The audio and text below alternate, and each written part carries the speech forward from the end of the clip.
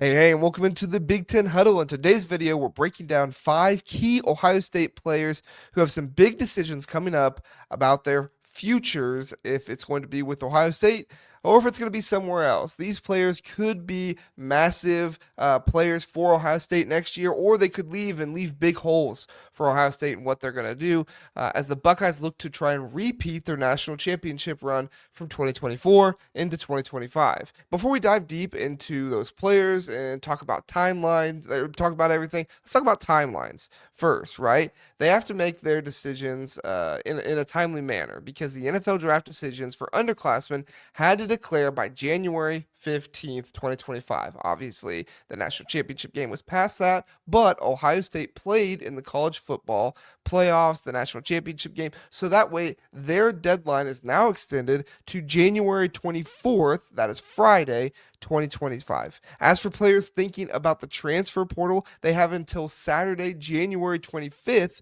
2025, due to the special 5-day window for athletes who compete in the playoffs. These dates are crucial for knowing about these players because if they are going to go into the transfer portal, they are going to go to the NFL draft, they will be letting people know, putting out their declarations by then. So they'll dictate who will be suiting up for the Buckeyes next season and who will be moving on to new opportunities. So if you love talking Buckeyes, all things Big Ten, please do make sure you hit the like button. Please do make sure you hit the subscribe button for more news and recaps, off-season recaps as well. We're going to be doing a lot of really cool things this off-season, guys. So you're going to want to be connected. You're going to be liking the videos. You're going to be want to subscribing because me, Zach Guggenheim, every Sunday and Tuesday at 9 p.m. Eastern Time. Also, don't forget to check out our basketball channel as well. That is linked below. But first, let's do this. Let's dive into the key players and their decisions. And I'm going to give you my thoughts on if I think they're going to stay, if I think they're going to go,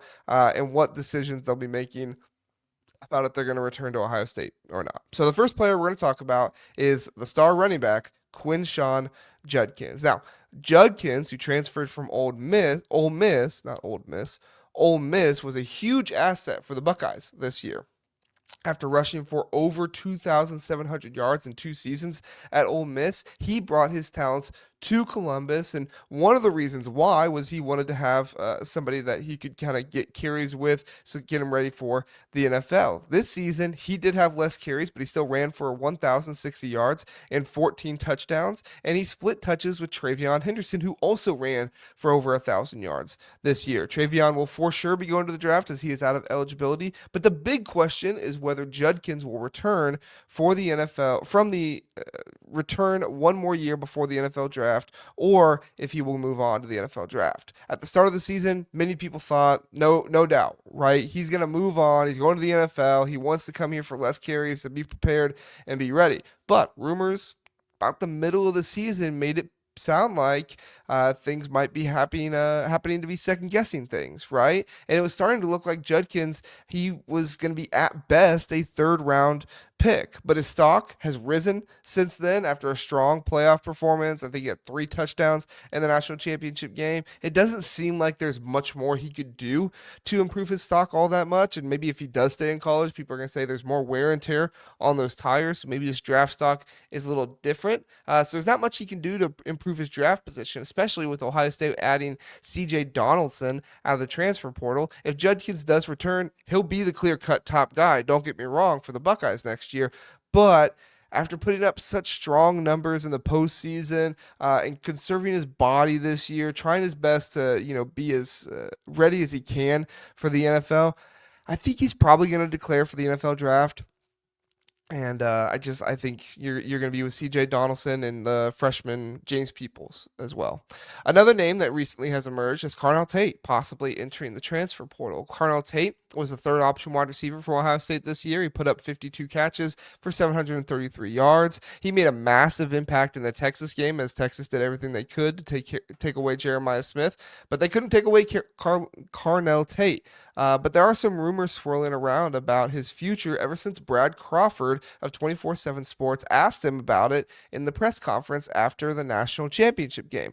Can argue about if that's an appropriate place to be asking about the transfer portal, but I digress. While Tate hasn't outright denied the possibility of entering the transfer portal, he's also going to have competition for a starting spot next year with former 5-star Mylan Graham. The wide receiver room at Ohio State is stacked. Every single year, you're going to see competition. Really, the only player that's locked in is the freshman phenom star, Jeremiah Smith, with his role. And Brandon Ennis is looking to assume that slot receiver role. He really seems to be the only one that can kind of fit into that role, but Tate could find himself as the third option, similar to this year, if he doesn't see the offense change all that much more.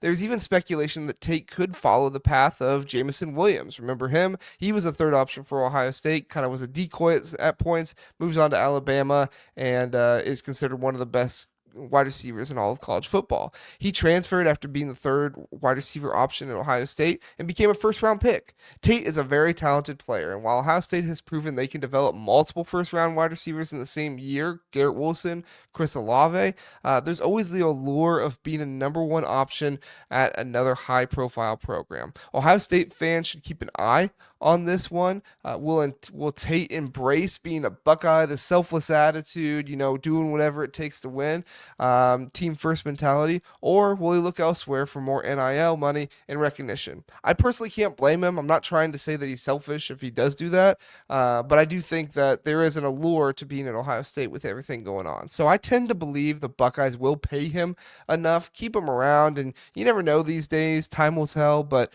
I really do think he's going to stick around, and this might just be one of those things to maybe get some more NIL dollars.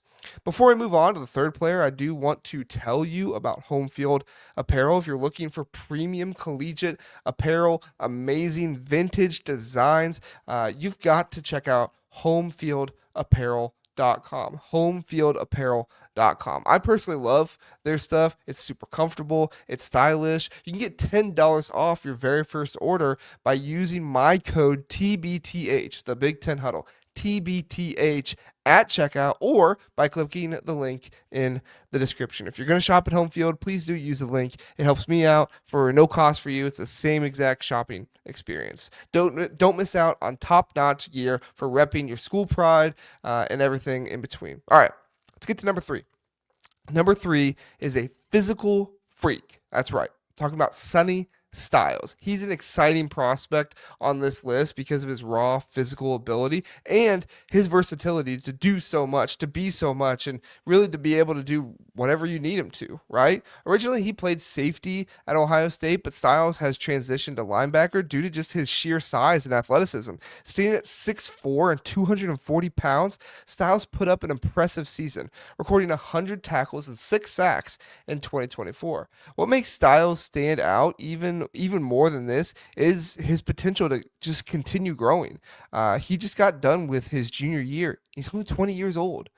He's been playing linebacker for only one season, and he had 100 tackles and 6 sacks. In another year at Ohio State, he could significantly boost his draft stock. He could significantly boost his knowledge of the game, the knowledge of the position. And right now, he's being projected as kind of like a middle round pick. I don't believe that's where he's going to end up because of the combine. A guy with his unique combination of size, athleticism, and football IQ, he could easily climb draft boards after the NFL combine. He's going to test out amazing. He's a physical freak, and he's gonna have bonker numbers. However, Styles also may have some family ties that come into play here that might keep him in Columbus a bit longer because his brother Lorenzo Styles did transfer over from Notre Dame a couple years ago. Good choice. You're a national champion now because you did that, and he's on the team and expected to start at the nickel position next year. So the opportunity to play another season with Ohio State, not just with Ohio State, but with his brother, his increased NIL earnings that could happen very well could play a factor into this decision.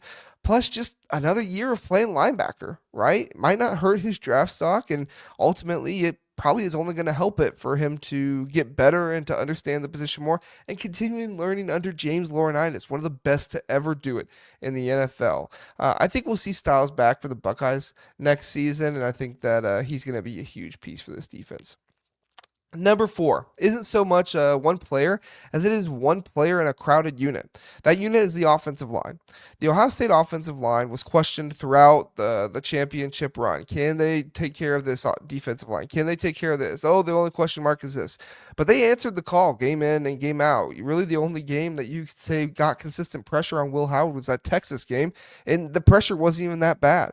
But the line could be in flux next year. Hear me out here, all right?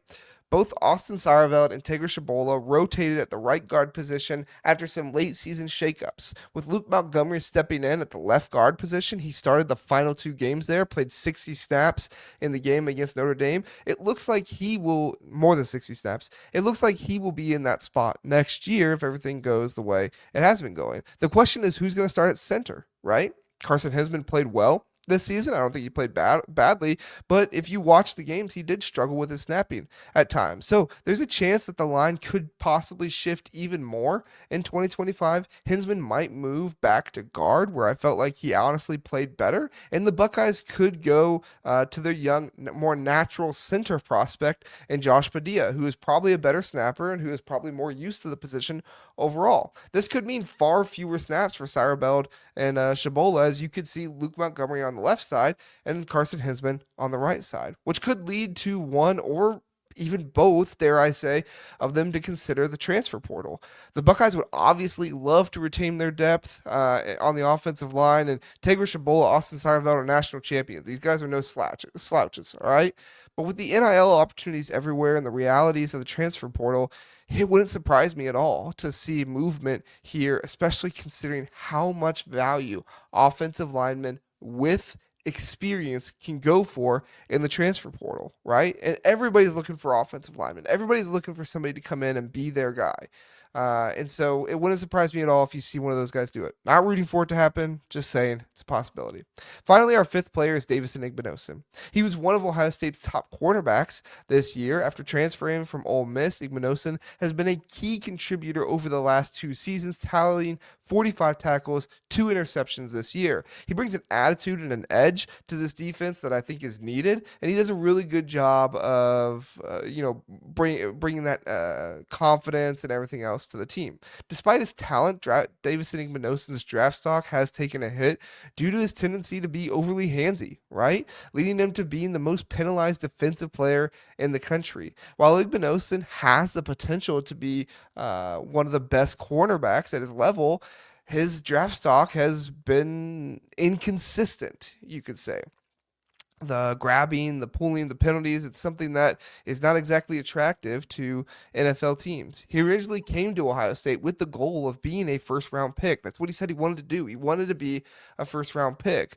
But that seems unlikely in the current draft class, with young players like Aaron Scott and Bryce West waiting in the wings behind him, and the possibility of strong NIL deals. Igbinosun has a very tough decision to make. Does he move on and go to the NFL and head there for possibly a lower draft pick than maybe what he wanted and potentially go in the later rounds? Or does he come back to Ohio State, sharpen his game, get better, try to boost his stock even more? I tend to think that Ohio State's NIL is probably going to prioritize the young guys and Scott and West more. But the choice is up to Igbinosun, right? If the draft stock did take a hit to be a day 3 player, he'll certainly want to come back and improve his draft stock. But if it did not take a hit and people are looking at it and say, hey, we can fix this guy, he's not that handsy, he did a better job in the playoffs, then he might even go higher than that. So these are my 5 players: Judkins, Tate, Styles, Siereveld or Tshabola, and Igbinosun. They're all critical pieces for Ohio State as they look to defend their national title in 2025. Their decisions over the next few weeks could shape the perception of the Buckeyes, could shape the confidence of these Buckeyes. It's going to do a lot of things to these Buckeyes this next year, in this next season. As fans will be watching closely, fans will always want to know what's going on, and that's it for today's video. So enjoyed it. Hope you enjoyed this breakdown. Make sure you like and subscribe for more news, notes, off-season recaps, everything like that. Live episodes with Zach Guggenheim, me and him on Sunday and Tuesday nights at 9 p.m. Eastern time. Thanks so much for watching. I appreciate it. Go shop some home field. Use the link in the description, and we'll see you next time.